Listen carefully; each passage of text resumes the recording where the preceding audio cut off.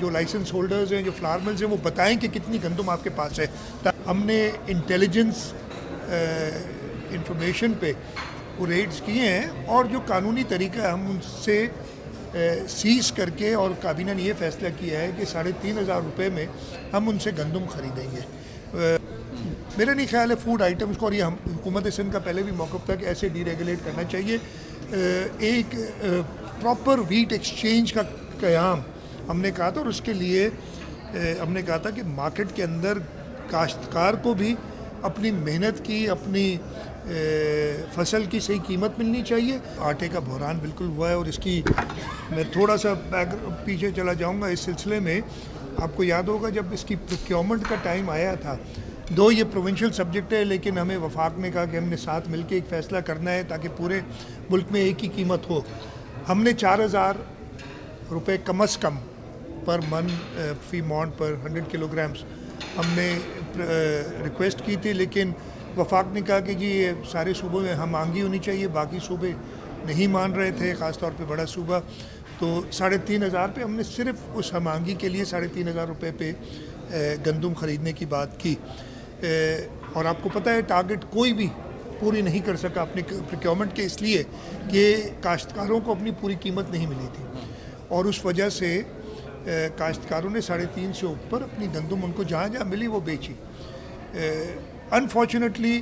ہمارے پاس وہ ریزروز نہیں ہے, ہمارے پاس کچھ ریزروز ہیں اس دفعہ جو پروکیورمنٹ ہوئی ہے, لیکن ہم نے اس وجہ سے یہ فیصلہ کیا, قانون کو دیکھتے ہوئے کابینہ نے فیصلہ کیا کہ جی ہم جائیں گے جو قانون کے طریقے سے. جن لوگوں نے گندم ہولڈ کی ہوئی ہے, ہم نے پہلے سب کو موقع دیا کہ جو لائسنس ہولڈرز ہیں, جو فلاور ملز ہیں, وہ بتائیں کہ کتنی گندم آپ کے پاس ہے تاکہ مت بچے. ان سب سے ڈیٹا لینے کے بعد پھر ہم نے انٹیلیجنس انفارمیشن پہ وہ ریڈز کیے ہیں, اور جو قانونی طریقہ ہے ہم ان سے سیز کر کے, اور کابینہ نے یہ فیصلہ کیا ہے کہ 3,500 روپے میں ہم ان سے گندم خریدیں گے. اس سے آپ نے دیکھا ہوگا 1-2 دن میں کچھ استحکام آیا ہے. جہاں تک مجھے پتہ ہے یہ صرف سندھ تک محدود نہیں ہے بات, وفاق باقی صوبوں میں بھی بہت بڑا بحران ہے, اور پرائم منسٹر بھی آج اس پہ ایک میٹنگ کر رہے ہیں دوپہر میں, جس میں چیف سیکرٹری سندھ یہاں سے گئے ہوئے ہیں اس کو اٹینڈ کرنے. تو یہ بحران اور جگہ پہ بھی, جو میرا خیال ہے مسئلہ ہوا تھا کہ لوگوں نے کہا کہ جی اس کو ڈی ریگولیٹ کریں. میرا نہیں خیال ہے فوڈ آئٹمس کو, اور یہ حکومت سندھ کا پہلے بھی موقف تھا کہ ایسے ڈی ریگولیٹ کرنا چاہیے. ایک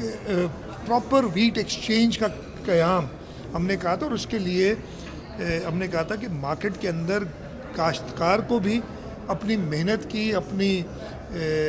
فصل کی صحیح قیمت ملنی چاہیے, اور اس کے بعد